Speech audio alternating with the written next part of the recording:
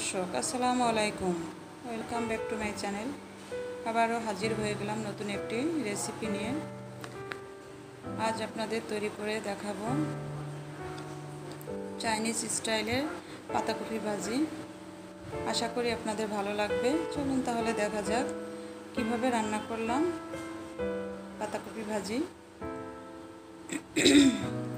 পাতাকপি এইভাবে ঝুরি করে কেটে নিয়েছি, ধুয়ে আলু কিউব করে কেটে ধুয়ে নিয়ে দিয়ে দিলাম, আদা কুচি দিয়ে দিলাম, 4-5টা কাঁচামরিচ এভাবে কেটে দিয়ে দিলাম।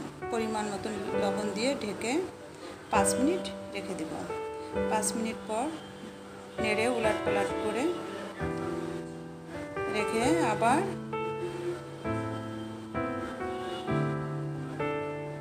ঢেকে 5 মিনিট ভাপ দিয়ে নিব। আমার পাতাকপি ভাপ হয়ে গেছে। এখন পরিমাণ মতো তেল দিয়ে দিলাম, পেঁয়াজ কুচি দিয়ে দিলাম। পেঁয়াজ কুচি একটু বেশি লাগবে। একটা তেজপাতা 2 খণ্ড করে দিয়ে দিলাম। পেঁয়াজ কুচিটা ব্রাউন কালার হওয়া পর্যন্ত একটু নাড়াচাড়া দিয়ে এক সাইড করে রেখে